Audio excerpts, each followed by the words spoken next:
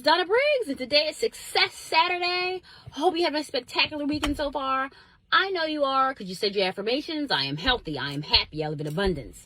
I don't let any negative people, places, things, or environments control my peace. So today's Success Saturday is about living in abundance, successfully, mentally, spiritually, and financially. It's day 22 of the Living in Abundance Challenge. I hope you guys are doing well in this challenge so far. I get a lot of people in my inbox saying, oh, yay, thanks for the challenge. Thanks for the challenge. It's coming to an end. What are we going to do? We're doing another challenge. Hello. We'll do another challenge. So today we're going to talk about your friends. What's the story with your friends? Show me your friends. I'll show you your life. The 5 closest people that you talk to. Let's look at them. Let's see what they're doing. The 5 closest people that you're talking to. Texting, phone calls, visiting, hanging out with, all those things. Oh, that's not really my friend. You're on the phone with the person, you're texting the person. The 5 closest friends you have. If you don't have 5, the 3 closest, the 2 closest. Show me your friends, I'll show you your life. Here's a question for you guys out there. Would you want your child, if you have a child, if you plan on having children, if you don't have any, would you want your children or child to end up like you? That's a good question.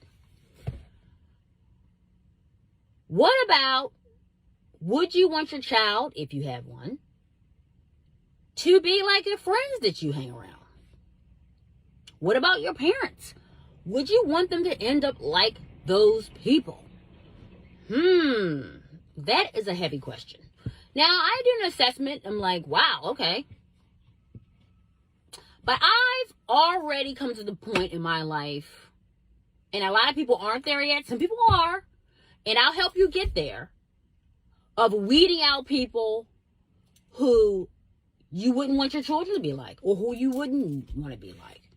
If they're around you and they're negative, or they're moving in a negative way, or their life is a mess, you don't need to hang around them. Show me your friends, I'll show you your life. If they're doing bad, then you're going to be doing bad. Remember, if people have nothing to lose, they will make sure you lose everything. Let me repeat that. If they have nothing to lose, no finances, no reputation, nothing, then they'll make sure you lose everything. Let me give you guys a story. So I used to mentor these children, right? It was in a bad neighborhood, but I wasn't afraid. I would go around there whenever, and I would always, the ice cream man would come, and I would always give everybody $1, all the kids $1 in the neighborhood, right? The ice cream man came. Or they would say, oh, Miss Donna, could we go to McDonald's? So I would get everybody Happy Meals. So I had to give you this backstory to get to the other story, which has everything to do with, if you have nothing to lose, you will make sure the person loses everything, right? So I would go around there every weekend, pick the kids up, take them to my house. Eventually, they ended up living with me, right? They're all grown. They're older now. So I used to have a custom limited edition Mercedes, right? AMG, right? I ordered it. I drove it. Probably wasn't a smart idea to ride around there in it, but that was my car. I like my car. I drove it, whatever. So when I first started driving around there, the police thought I was a drug dealer, right? But then they got to know me, and they would make sure I was fine. So they would like park up the street to make sure I was fine. I would pick the kids up and I would go, right? But in my neighborhood where I lived, people had that car, so it wasn't a big deal. Whatever. It was a Mercedes, whatever. It wasn't nothing extravagant. It was just AMG Mercedes. So, moving on to the story. So in the neighborhood, it was this little kid. Well, maybe he's 14, right? And one of the little boys I was mentoring, it was his friend. Now, keep up with the story. He sees the car. He says to him, wow, I really like that car. Who's that lady that keeps picking you up? Oh, that's my godmom. She keeps picking us up. She takes us over her house. You know, she's really cool. He tells him, I'm going to get that car.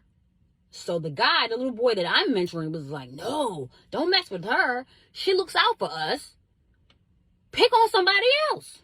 Now, I didn't even know all this was happening, mind you. This is a real, true story. I didn't know any of this was happening. I would go in this neighborhood. It wasn't the best neighborhood. It was really, no, it wasn't a bad neighborhood. Lots of drug activity, lots of heroin, crack, bad neighborhood, right? Pick them up, take them to my house, whatever. So, fast forward. Go over their house, pick them up, and the news is on.